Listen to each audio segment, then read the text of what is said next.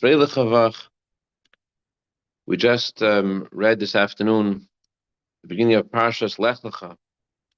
Lech Lecha is the instruction Hashem gave to our grandfather Avram Avinu to go out of his father's home, his father's birthplace, and go to the land that Hashem would show him. And this instruction is not just an instruction to Abraham, but it's an instruction to each of us. Hashem is telling each of us to go out of our habits, out of the paradigms, our way we think, the way we feel, and to go towards the desire of Hashem, to go towards Hashem's desire. Just like Hashem told Avram, go to the land that he would show him. In Hebrew, the word for land, Eretz, is the same root as the word for Ratzon, which means desire. Hashem told Avram to go away from his own desires, and he tells each of us, go away from our own desires and own perspective, and go towards the desire of Hashem. And specifically, perhaps, Hashem's instruction to go to the land of Israel, and Hashem's instruction to each of us to go away from our desires, to go towards His desire, perhaps they're connected. Perhaps what this means is that the road to Mashiach is the road of going away from our own inhibitions and our own presupposed notions and feelings, and being open to the desire of Hashem. Perhaps that's the way to get to Israel with Mashiach Tzidkeinu. So I wanted to share with you a few stories that highlight this idea of having one perspective and then discovering that the truth is something completely different, and how sometimes you're sure the things are a certain way, but then you discover that you're really off, and that you should be open that Hashem has tzaddikim, Hashem has the righteous, who he, as the Torah says, Hashem gives prophecy to mankind, and you have to have absolute faith in the words of a tzaddik, and especially the words of our Rebbe, who said so many times so very clearly that our generation is the one that will merit to see Mashiach, the last generation of exile, the first generation of redemption. And so I want to share with you three stories. Story number one, since my daughter is here, I'll start with a story about her great-great-grandfather, my great-grandfather, Rabbi Sol Nevler. There was, in the year Taf Reish Ayin, I'm not sure what the English date of that is, a few hundred years ago, the Rebbe Rashab was with his family in a place called Banovich, and the place that Rebbe Rashab was staying, it was sort of like a place for recuperation to help his health, or just a summer home. And he was there with his family, and it was a little bit away from the main city, but close enough that the yeshiva students were able to go visit. And there was a certain illness at that time that was very widespread, that was very contagious and traveling very quickly, called cholera. And this, the first symptom of this illness was diarrhea and vomiting. So it was one Shabbos, and Rabbi Sol Nevler started showing these symptoms. And the very first medical attention that was given to this illness, before this illness would actually take root in a person, in other words, before the person actually be diagnosed and fully have the illness, to do right away, the person was supposed to drink hot water and drink as many cups of hot water as he could until he would sweat. And once he would sweat, and then he would that would be a sign that he would be relieved of this illness, providing that the illness didn't yet actually contract the illness. If he had just had the initial symptoms, then having a few cups of hot water and sweating would be sufficient. So, for example, in that time in the city of Lubavitch, and next to the yeshiva, they would they set up a big samovar full of hot water. So then any of the yeshiva students, the doctor said, as soon as that you feel like you're vomiting, your stomach's hurting, right away drink this hot water. So in Babinovich, I didn't pronounce it correctly. In Babinovich, it was a small city, and there were no Jews who would have that time of the day hot water, and so it was 4 or 5 in the afternoon, and so when Yisrael Nevler had this problem, people told him, listen, we can ask a non-Jew to go heat up some hot water and have a tea. But Yisrael Nevler said, no, I don't want you to make a tea for me. I don't want to ask a non-Jew to make a tea for me. I want you to ask the Rebbe what I should do. The Rebbe, again, was nearby, not in the city itself, but near the city of Babinovich. And he refused that they should ask a non-Jew to make hot water for him because he said, I want to ask the Rebbe.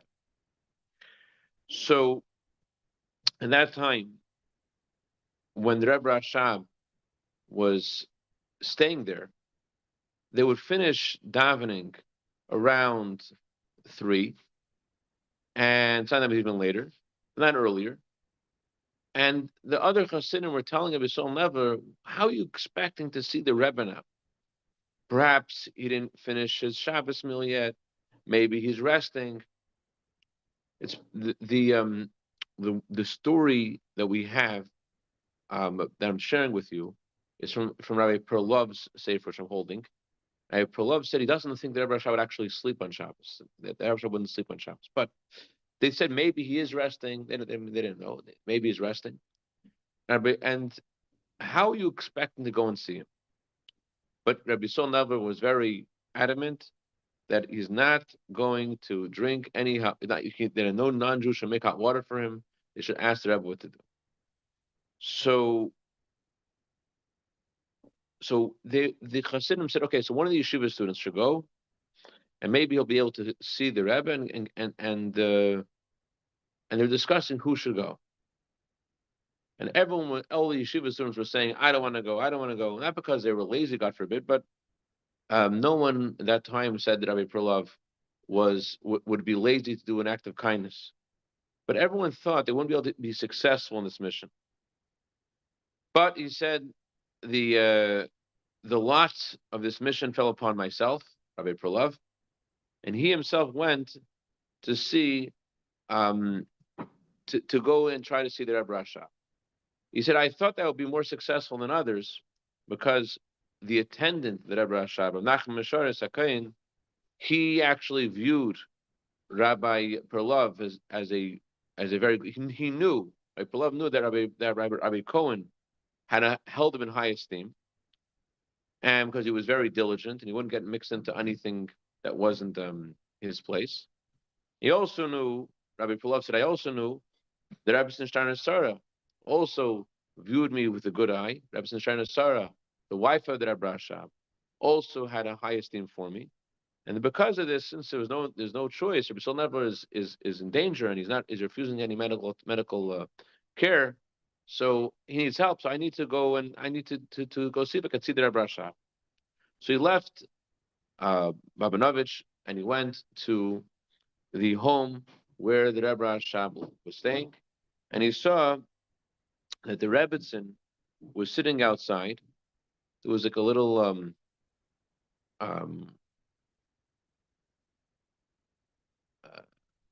sort of like a porch.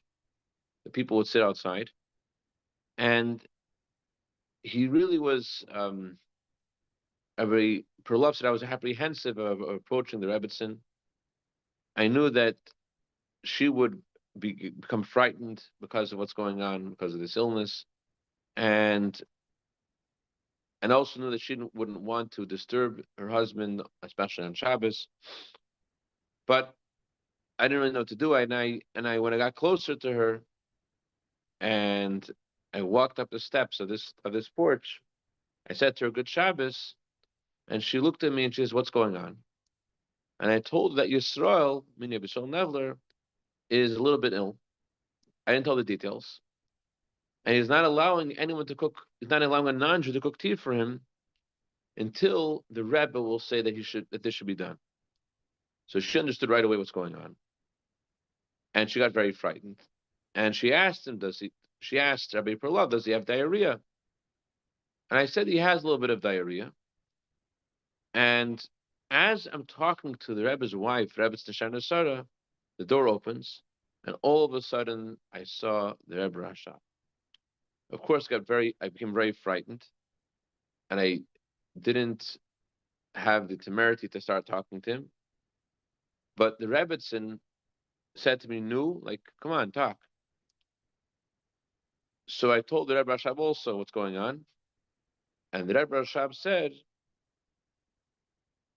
immediately he said, "There's no need to take any tea, even through a Gentile, because the Rebbe Rashab said, is it something novel that someone's stomach hurts a little bit?" But the Rebbetzin Shtar Sarah, she said, but at this time, who knows what this might be? And she said she got a letter from Dr. Lieberman that she asked him, he told her how you're supposed to behave if, God forbid, a person sees symptoms of this illness. And she said, I will go get the letter. She told the Rebbe Rashab, I'll go get the letter. And the Rebbe Rashab said again, but if it's not um, but if it's not that disease, it happens every so often. There are persons that he gets a little bit ill inside his kishka, inside his intestines. It's sometimes there's some issues there. And then the Rashab said, if you could find a glass of tea by a Gentile, like for example by the uh,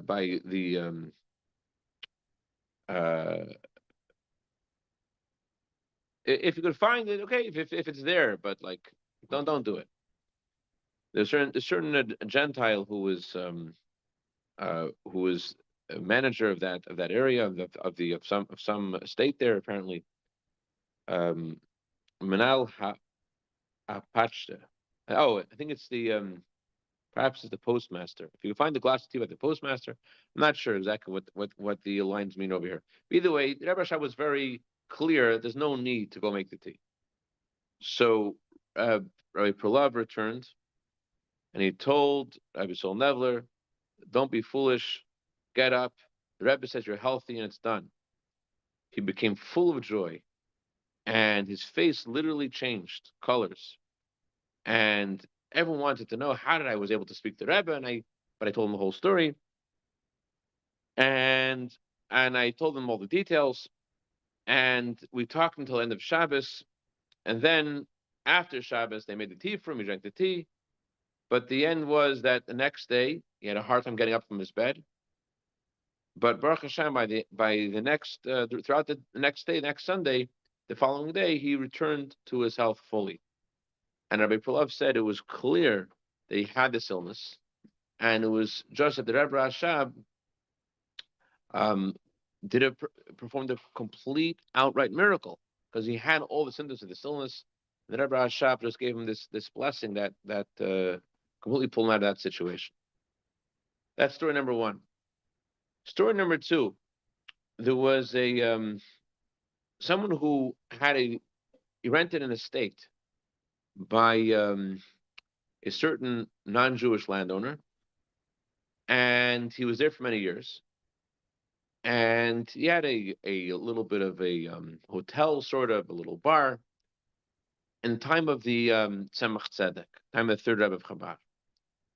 And at one point, the owner of the Kretschmann, the landowner of this bar, this hotel, who was also the owner of many other such industries in that region, he sent him a message and said to him that we're going to raise the rent to far higher, and basically, you can't pay that, therefore you're going to have to return the keys and you have to leave.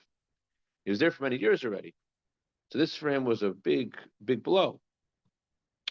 So this man, let's call him Chaim, he went to the Tzemach Tzedek. And what Chaim had this idea. The idea Chaim had was there is a certain Jew who was friendly with this non-Jewish landowner, and he was going to ask the Rebbe to write a letter to this Jew, and asking the Jew to speak to the landowner. That's what Chaim thought. So he comes into the Rebbe, to the Tzemach Tzedek. He asks Tzemach Tzedek to please write a letter for, let's call him Yankel, send a letter to Yankel and ask Yankel to speak to the landowner. So Tzemach Tzedek immediately agreed. He said, I'll do this. Just wait outside, and I'll have my attendant give you the letter after when the Tzemach Tzedek was speaking to individuals, a series of people were online. So when I finish, I will give you the letter. Okay? So waited outside for about 3 hours, 2 or 3 hours, he's waiting, and then the attendant brings him the letter. And he looks at the letter, and the letter, he says, there's a mistake here. The letter is a fine letter, but the letter is addressed to the wrong person. The letter is not addressed to the one who I'm asking it to be addressed to. It's addressed to somebody else who has nothing to do with this whole story, who doesn't know the non-Jewish land or the parrots. So please go back to the Rebbe and ask him to make another letter and address it to the Jew who does wield influence over this non-Jewish landowner. Please ask the Rebbe to address the letter to Yankel, not to, as letter was addressed to, another guy, another Shmerel. So please get a new letter. This letter is addressed to Yankel. It is addressed to Shmerel. I need a letter addressed to Yankel. So one of the children of Tzemach Tzedek was outside when this conversation was happening. And he told this guy, he says, listen, my father does not make mistakes. And this is for sure, don't be afraid, it's for sure the best thing for you right now. This is the best thing. Don't worry. And another of the Chassidim were there as well, and they said, listen, the Rebbe does not make mistakes. This is the right thing. Take this letter. This is the best thing for you. Okay. This guy didn't really have a choice. He had no idea what this was about. And so he took the letter and he went to this other address. The other man, this guy Shmerel, has nothing to do with anything. And he says to Shmerel, can you please prevail upon this Paritz, this landowner, to allow me to continue renting this piece of land to do my business? He says, well, I don't have any dealings with the landowner. He says, well, let Tzemach Tzedek send this letter. So Shmuel looks at the letter and Shmuel's like, okay, you know what? If this letter to Tzemach Tzedek, we need to pay attention to this. Stay here with me. Stay here with me in my home and until we figure out what this letter is about. Okay? So he stays at the home of this chassid. He stays there for a week. He's there for a week and there's a blizzard. And there's a knock on the door one day, and this guy Chaim goes to the door and he sees who's outside. None other than this non-Jewish landowner himself is outside the door. He's there with one of his servants, and they're saying, "Please let us in. We're in danger outside." So Shmerel says, "Okay, so you go into a room. I don't want you to talk to them. I'm going to talk to them privately." So he lets them in, and there's a blizzard going on for days, and he really wines and dines them. He takes care of them and their horses, and he feeds them. And at the end of their stay there for 3 days, and he's really going all out, taking care of them. So the Paritz, the landowner, says to him, "Hey, is there anything I could do for you? I mean, you took us such good care of us. I really want to, give you a big tip. How much do we owe for our stay here?" So Shmerel says, "You don't owe us anything. I don't owe anything. What are you talking about? I'm for 3 days. You're wining and dining us. Of course we owe you something. If you don't want to have big favors, but tell us what we owe." He says, "Listen, I don't want you to give me anything. Just one thing. I have a brother Yankel. Wasn't his physical, biological brother. I have a brother Yankel, and Yankel is renting an estate from you, renting this crèche from you, and I want you not to raise his rent and allow him to stay there." So this guy's like, "All right, no problem. When I get back home, I will immediately call for him and I will immediately make a contract with him for 3 years. You could stay in the Kretschmer, stay in this hotel for 3 years at the same price. He says, actually, Yankel's right here. He says, oh, really? Yankel's here? Okay, call Yankel. Yankel comes, and they make a contract, and he signed. He lets Yankel stay there for 3 years. And then he says, Yankel, I want you to know, I like you. I like our business together. The only reason why I wanted you to leave, I'm sorry, Chaim. His name was Chaim. Yankel was the one who wanted. I confused the names over here for a second. The Tzemach Tzedek was asked by Chaim, to write a letter to Yankel, to that Yankel should speak to who? To the parents. Instead of Tzemach Tzedek writing a letter to Yankel, he wrote a letter to Shmerel. So now Chaim gets this contract, and the Paritz tells Chaim, he said, I want you to know, I really like you. I like your factor in my estate. I would never want to raise the rent and kick you out. The only reason I did, guess who? Yankel, my friend, is asking me for the estate. He wants the Kretschmer. And he told me to raise the rent on you so he could get it. So imagine, had Tzemach Tzedek written the letter to Yankel, it wouldn't have been good, because the whole problem was from Yankel. Yankel was the one who had told the person in the first place to eject Chaim from the estate. So you see how the Tzemach Tzedek's letter, which was written to the wrong person, was actually written to the only person who could solve this issue. And now we're up to story number 3. Story number 3 is about the Rizhiner. Actually, it's about the Tzemach Tzedek. Tzemach Tzedek once was speaking to his Hasidim. I'm not sure if the Hasidim were just traveling and they met Tzemach Tzedek, and they asked Tzemach. The Rabbi Perlov writes a story. He says, I'm not sure if they asked the Tzemach Tzedek to say Chasidus or not, but perhaps they asked the Rebbe to say some Torah, and the Rebbe responded, would you like to hear a story instead? That sounds interesting. A story instead of that the Rebbe wouldn't usually offer that kind of thing, but if he's offering you to share a story instead, there must be a reason. So, like, of course, we like to hear a story. So Tzemach said the following story. He said there was a chassid of the Rizhiner Rebbe, Rabbi Yisrael of Rizhin, and this chassid also owned a lot of land, and there was a gentleman, another Jewish guy, who was renting a hotel from this guy who owned a lot of land. So should we do Yankel and Shmerel again? Okay. Yankel owns a lot of land, and Shmerel has one little hotel he's renting from Yankel. So the problem is, it's going on for years, but one day, Shmerel can't pay rent anymore. So Yankel, for a whole year, he's not getting any rent.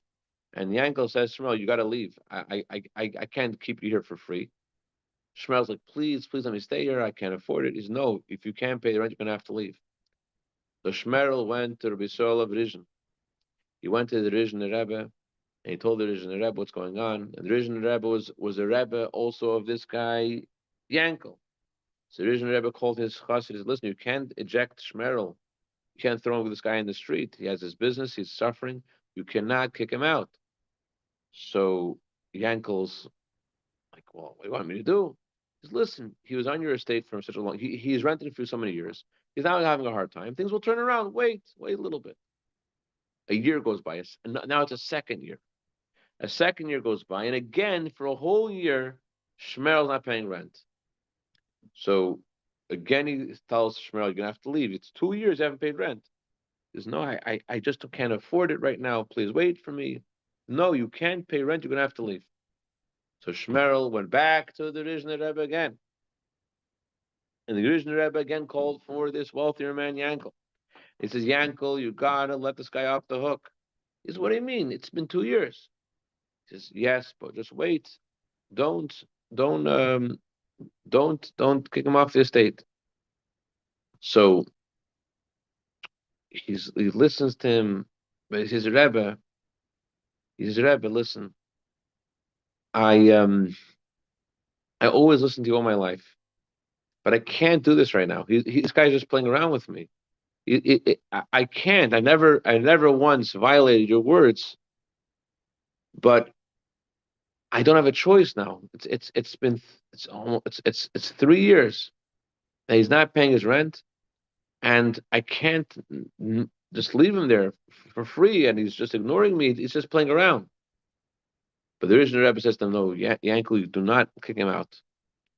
But Yankel couldn't overcome the test, the challenge. You know what Yankel did? He kicked him out. Yankel ejected Shmerel from his kretschmer, and Yankel eventually passed away. When Yankel passed away, said the Tzemach Tzedek to the Hasidim, the heavenly court was judging Yankel. And they were saying, well, Yankel, on the one hand, he didn't listen to his Rebbe. On the other hand, Yankel was saying, I always listen to him. Just one time I didn't listen.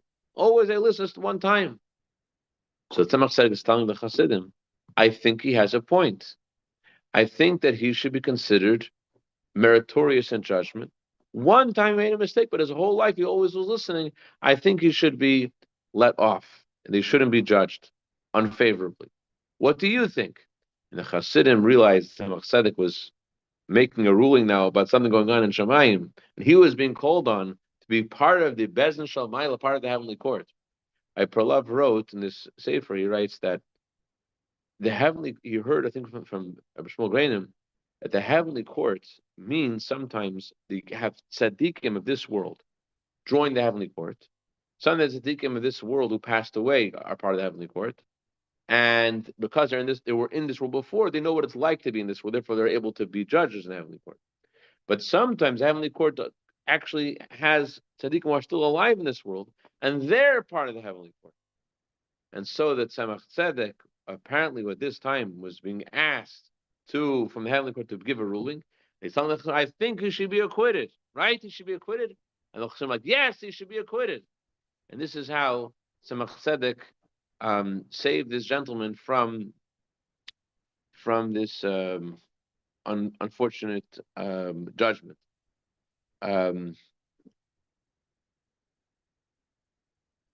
Okay, that's the stories I wanted to share. Share another story, Rosie. All right. Bottom line is that you have to realize that things aren't the way they always seem, and we have to be open to Hashem's commandments to us, not be stuck in a certain box. It has to be this way, can't be that way. And realize things aren't the way that we think they are. I'll tell you one story, not a story of tzaddikim, but there's a story about Yankel and Shmerel at the airport. Yankel's in the airport, and he's opening up his bag of bisli, and he's sitting in the airport eating this bisli, and this guy next to him, he takes one of the bislis from his bag. Like, what? This stranger is eating from my bag of bisli? And he's like, well, that's funny. And he took another bisli, and he's like, what does this guy do? And then he just took one more bisli, and the guy looked at him like, how dare you? And then he couldn't believe it. Like, why was this guy taking his whole bisli? But then he looked in his bags. You know what he realized? His bisli was still in his bag. The bisli he was eating was the other guy's bisli. He thought the other guy was taking his bisli. Really, he was taking the other guy's bisli. So we have such a limited perspective. We don't really see things. And the truth is that we're at the threshold of the coming of Mashiach any second. And we have to be open for Hashem's commandments to us. This is the road to redemption. Open to the will of Hashem. Lech mi'artzcha. Go out of limitations and boundaries. And to be open to the will of Hashem. Be flexible. L'chaim v'racha. Good vach, afrei l'chavach. Good vach. Ben Chayil, good vach, Raberel. Good vach, Hayasara. Good vach, Rab Max. Good vach, Rabbi Yehuda. Good vach, Rab